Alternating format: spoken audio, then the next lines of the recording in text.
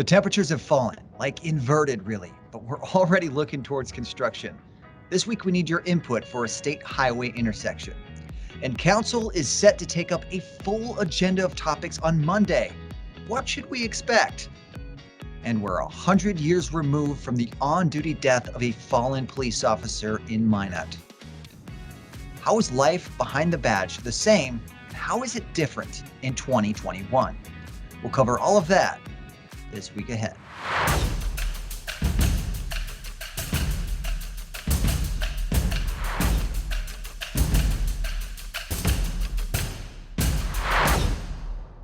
Hey everyone, welcome in and thanks for joining us once again on This Week Ahead. This week we remembered a dark day in our history. The bright side is it's a day that has not repeated for a century. It's the slaying of a peace officer in Minot. It was January 21st, 1921, that Lee S. Fahler died in the line of duty, shot twice, and died due to those wounds the very next day. According to the Minot Daily News, the traffic stop was due to a suspicion of booze smuggling, which was in fact the case. Fahler, after being shot, unloaded 3 shots into his assailant, who was eventually apprehended. 100 years has passed, but the death of Officer Fahler has not been forgotten. He left behind a wife and an 8-year-old son. Suffering from his fateful wounds, Fahler still was able to ask the police chief at that time, "Did I do my duty?" The fact that this memorial is 100 years old and we have yet to deal with another since is the silver lining of the story. Despite having similar smuggling issues, traffic stops, and a much larger city to actually detail. But the story left behind from the Prohibition era tragedy isn't far from today's reality.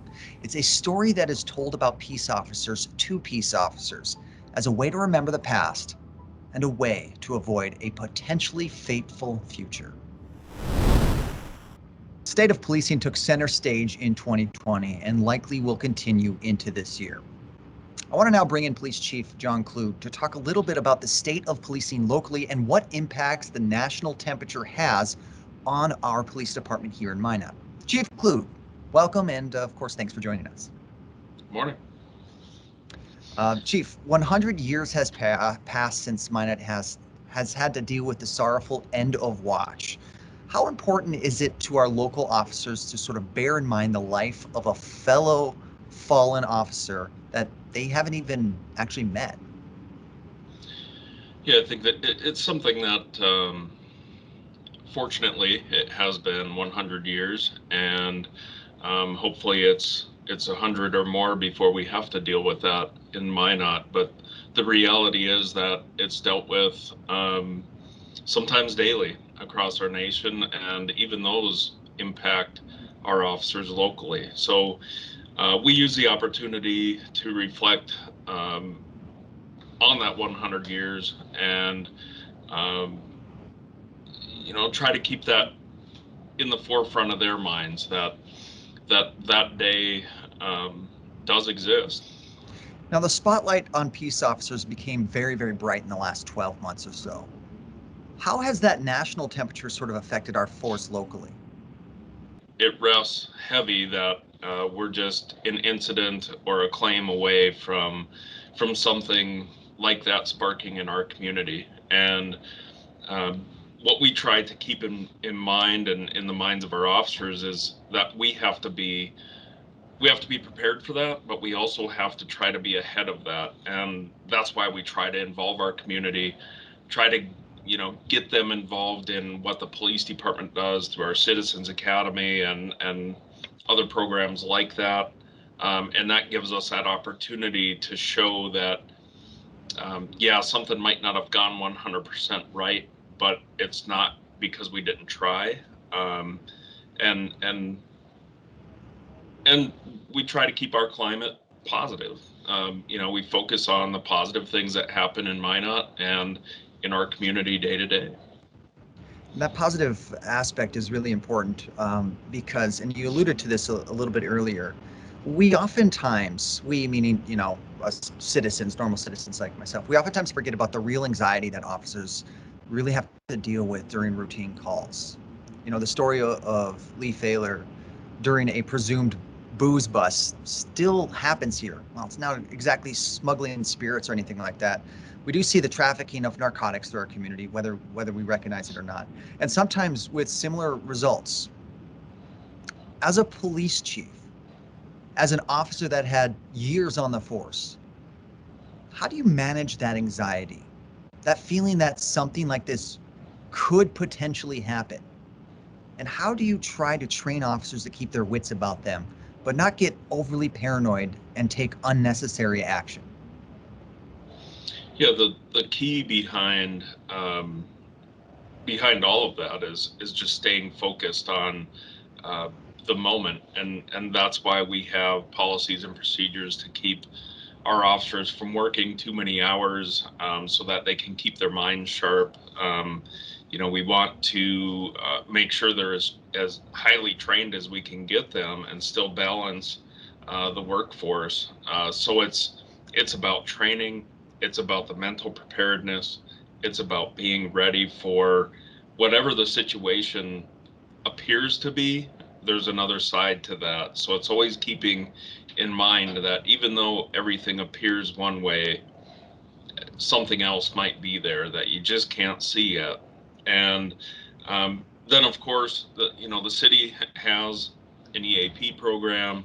Uh, our insurance has mental health benefits, and it's not that we have severe issues, but sometimes it's just keeping that day to day mental clarity of keeping your mind straight, keeping everything that's going on in your life straight, and having a way to express whatever that anxiety moment is, or whatever's causing that anxiety in you, being able to get that out so that you can think clearly day to day. So there's a lot, and a lot of it is about just maintaining ourselves as because everything relies on how we react in a situation. So it's just keeping ourselves clear and well trained. I want to make sure I don't sort of misrepresent the life of an officer. It's a good career, it's noble, and it provides wonderful benefits and, quite frankly, unbelievable opportunities, especially for us here in Minot, for advancement. Not to mention that the PD also has a great deal of respect in our community, from my opinion. What sort of made you consider life in the blue? This truly was something that I was interested in. As I started to get into my high school days, I started to look at what did I want to do with my future. Military was the first move, which I did the military police side when I was in the Army. But then it was when I got out, it was still that was my passion. Law enforcement was still at the forefront of my mind, and that's what drove me forward was I was always hungry to do this career, and um, and then take in as much as I could, and that's what this is really all about. I mean, some people get into the line of work and it's not their passion. They find that this really isn't their niche. It's not the thing that they want to do. Um, but I still thank them for trying if they decide that they need to move on to something else.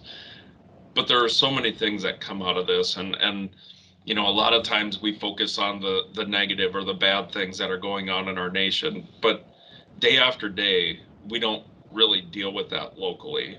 Day after day we're dealing with the citizens thanking us, the messages of thanks. I personally get more emails wanting me to pass on a good job to my officers than I do people complaining about what they do. So um, those thanks from the public, those thanks from our community, and beyond our community. Some of them aren't even in Minot.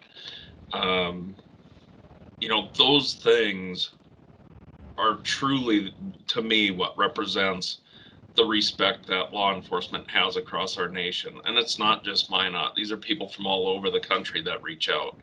And yeah, we have bad days. We have things that happen. We have bad experiences, traumatic experiences while we're working.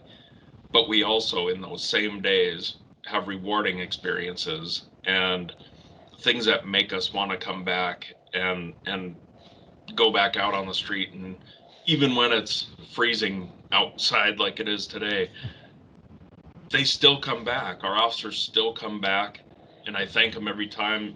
This morning I was able to give one of our officers his senior officer pins and just thank him for what he does. And that's what this is about. It's about being here for the community, and uh, we don't have to ask for thanks. They show it day after day. Now that might get you on a good some good momentum for my next question, because for a safe community, all we need are a few good men and women. We have that, as far as I'm concerned. About 70 officers and staff members, if I'm not mistaken, in your department. But we're always looking for more. Can you give us your elevator pitch on why those that may be looking for good careers should consider working for the Minot Police Department? The one thing about Minot PD is we have always been well respected in our profession. So there are a lot of other departments that respect the way we do business, the effort we put into training our officers, um, and and sometimes that shows, unfortunately, in some of the state agencies that pick up our highly trained and highly qualified officers. Um, so we're willing to invest in our people, and we care about our people, and that's the one thing that I would think, um, if you spoke to the officers individually, that would be the thing that they would reflect on. Is it's generally not the lack of opportunity when somebody comes here. We have new officers that are coming in, and in a couple years they're able to move into working in detectives, getting onto the SWAT team or the bomb team, or bike patrol or whatever. They have so many special opportunities that sometimes people get into this and they want to go to that big city and they want to have all the action. Minot has all the action, but you get to do all the small things that sometimes you don't get the opportunity to do in a big department. So we have a small town feel, but we still have a lot going on in Minot, and we take care of our people. We take care of making sure they're well equipped, well trained, and they have the tools they need. So, um, you know, there's always more we can do, and we focus on that every day. What little bit more can we do for our employees? Um, and how can we attract more people to come here? I say speak to the officers that work here. They can tell you that it's a great place to work. I've been here 26 years, and I don't pay attention to how long I have left because I still enjoy coming to work every day. And to me, that's what it's about. And since my time being here, we do a really great job of promoting internally, but there's a lot of officers that do get those. You mentioned this earlier, that get to make those movements elsewhere if they need to. We like to keep them. We really do like to keep our good officers here, and you're a prime example of that. Where did you start in the department exactly? You started as a patrol officer, didn't you? Yeah, I started as a patrol officer in 1995. So And elevated all the way to the top. Cream of the cream always rises, I suppose. yeah. Now, Chief, we are hiring. We talked a little bit about joining your team. How can people do that? There's a couple different things. If you have questions, just reach out, and if you call, actually, if you call any of our lines at the PD that you can pull up off of our website, you'll definitely be directed to the right person. But I speak to many people. We have our administration commander, and our community outreach division really helps with our recruiting and our promoting of our different job openings. And then human resources with the city of Minot, they also have the opportunities to answer the questions. And there are links right on the City of Minot website under the I Want To tab for apply for a job. And you can submit an application. We test 4 times a year. And, as the opportunities arise, as we have openings, we draw from that list and get the best people in and working for us. There you have it. You can apply at any time. Join our team. Of course, we're always looking for a few good men and women to help protect and serve our community. All right, Chief. Thanks for your time. We're 2 days and change away from the annual State of the City event hosted by Mayor Sean Sitma. I want to once again ask you to join him on Tuesday evening on Facebook or YouTube to watch his address.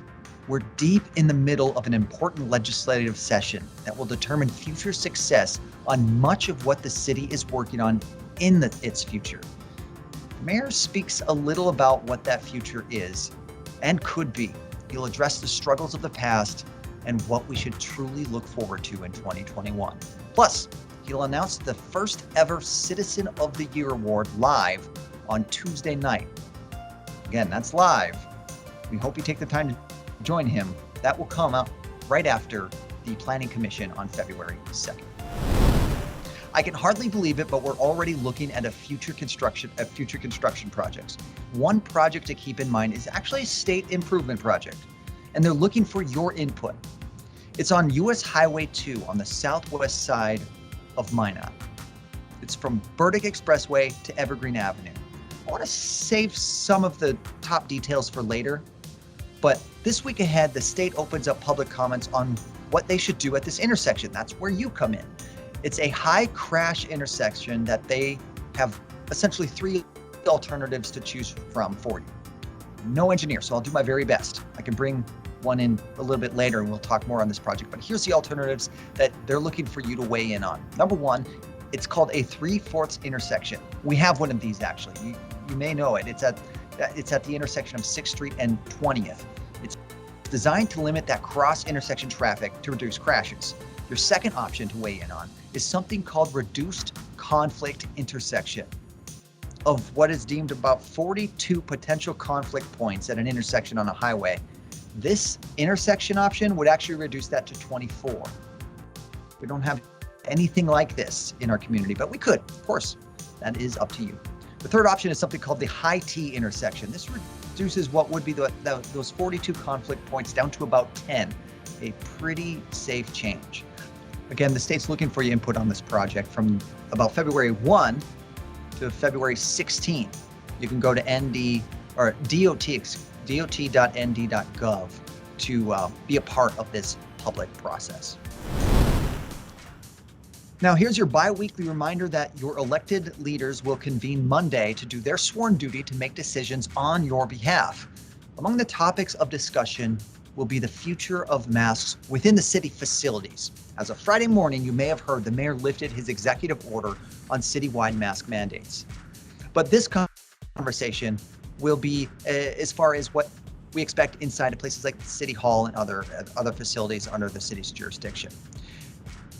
The rescission of the mask mandate by the mayor was in direct response to the governor's action of lowering the state ND Smart Restart risk level to the color green.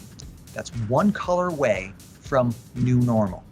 This is a sign of great progress in infection rate, a stark difference from just 2 months ago. This is good news for businesses, the hospital occupancy, and the community. I do want to say this. It doesn't mean that we're out of any of the dark woods just yet. Our efforts and struggles have been rewarded, yes. We're currently on a 14-day infection trend that is the lowest we've had since August, and our statewide inoculation rate currently leads the country. We've come this far. Let's not lose that ground. Let's continue to use caution and care until we reach the very end of this pandemic. Let's not force the governor to raise our risk level again. Let's avoid the contentious debate on masks and a city or statewide mandate. Let's get to that blue color. Let's get to our new normal. Now, one way to gauge our status and how close we may be to that new normal is through testing. We've been doing it since the very start of this pandemic, and we will continue to do that here. We will continue to supply the community with rapid COVID-19 screening 5 days a week at Fire Station 1. If you didn't know, it is free and open to the public. This supplies results in about as little as 15 minutes as well. The hours this week are completely unchanged. We're 8 to 2 on Monday and Friday. We're 2 to 7 on Tuesday and Thursday, with a 10 to 2 window opened up on Saturday. We won't have any screenings provided to the public on Wednesdays or on Sundays. Of course, you need to pre-register. It'll be the fastest way in and out. You can do that at testreg, that's testreg.nd.gov. It's drive-through testing, so there's no need to get out, and there's very, very limited contact. It's really rather convenient. Now, that'll do it for me as we move forward for this week ahead. Consider this yet another reminder to send us any questions you may want us to address on this program to our mailbag. Whatever you want to know, we'll work to get you an answer right here. You can do that by visiting minotnd.org/mailbag, or you can just email it directly to us. That's info@minotnd.org. Just use that the subject line of mailbag. Of course, if you haven't yet subscribed to this newsletter at minotnd.org/thisweekahead, you can also subscribe to the podcast option that we have. That's on Apple Podcast or on Spotify. Or you can, of course, just follow us on all your preferred social media pages. You can find us there as well.